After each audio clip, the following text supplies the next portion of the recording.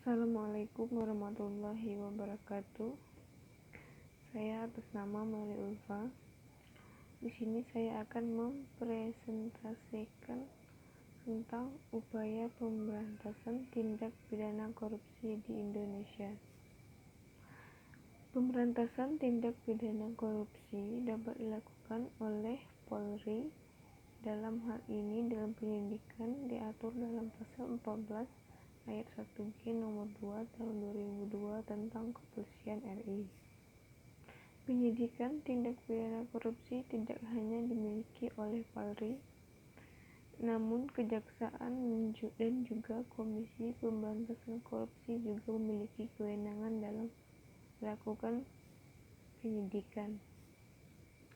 Korupsi telah dianggap sebagai hal biasa dengan dalih sesuai dengan prosedur. Koruptor tidak lagi memiliki rasa malu dan takut, sebaliknya memamerkan hasil korupsinya secara demonstratif. Padahal tindak pidana korupsi merupakan hal yang sangat serius,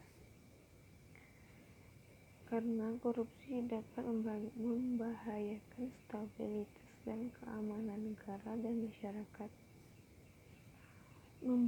membahayakan pembangunan sosial, politik, dan ekonomi masyarakat.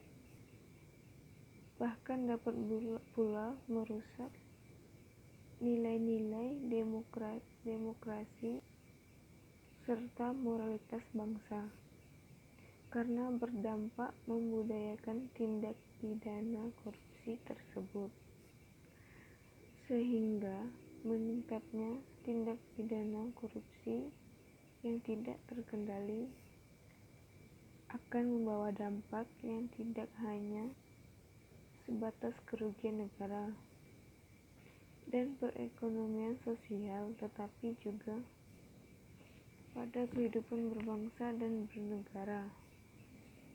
Perbuatan tindak pidana korupsi melanggar, yaitu terhadap pelanggaran hak-hak sosial dan hak-hak perekonomian masyarakat, sehingga tindak pidana korupsi tidak lagi digolongkan sebagai kejahatan biasa atau ordinary crimes, melainkan telah menjadi kejahatan luar biasa atau extraordinary crimes, sehingga dalam pemberantasannya tidak lagi dapat dilakukan dengan secara biasa, tetapi dibutuhkan cara-cara luar biasa. Penyebab terjadinya korupsi di Indonesia menurut Abdullah Hemahua berdasarkan kajian pengalaman ada 8, yaitu yang pertama, sistem penyelenggaraan negara yang keliru. Yang kedua, kompensasi PNS yang rendah. Di sini maksudnya mungkin seorang PNS itu gajinya murah, tidak mencukupi kebutuhan, sehingga pada saat dia memiliki peluang atau kesempatan, dia melakukan tindak pidana korupsi tersebut. Yang ketiga, pejabat yang serakah. Di sini maksudnya pejabat itu sangat serakah. Pejabat itu menginginkan sesuatu yang lebih dan lebih. Ketika dia menginginkan sesuatu yang mampu diinginkan, tapi dengan cara korupsi, yaitu serakah, merasa tidak cukup, sehingga terus menerus yang lebih dan melakukan korupsi. Yang keempat, law enforcement tidak berjalan. Disebabkannya law enforcement tidak berjalan, itu karena di mana aparat penegak hukum bisa dibayar, seperti mulai dari polisi, jaksa, hakim, dan pengacara. Maka jatuhan hukuman yang pajak yang dijatuhkan kepada koruptor sangat ringan sehingga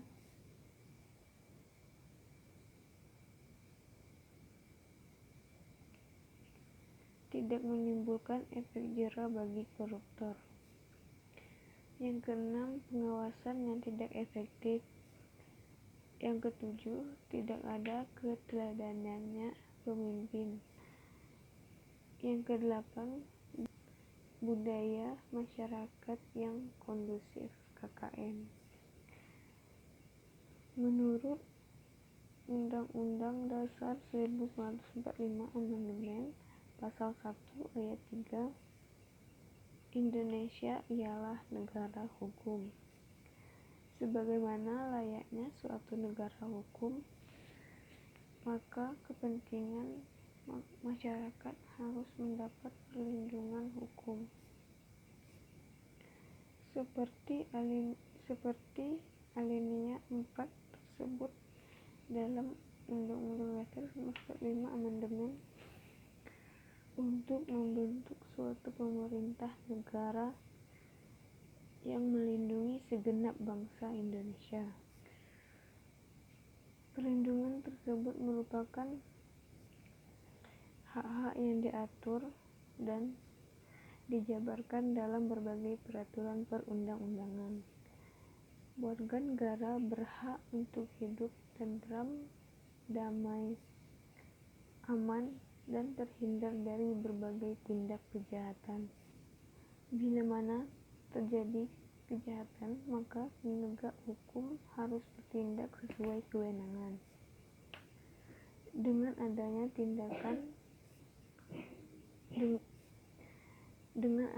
tindakan oleh aparat hukum, diharapkan kejahatan tidak semakin meluas.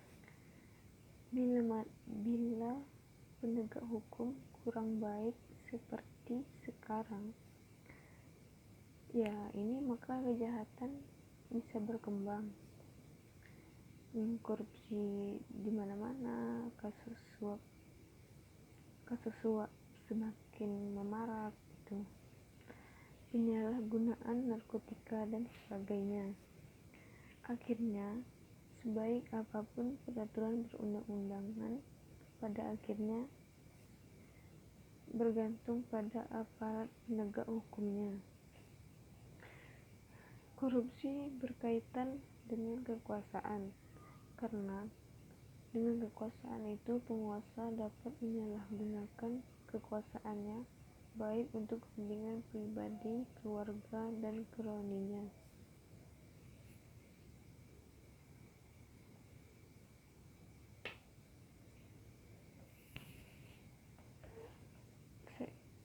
Korupsi dapat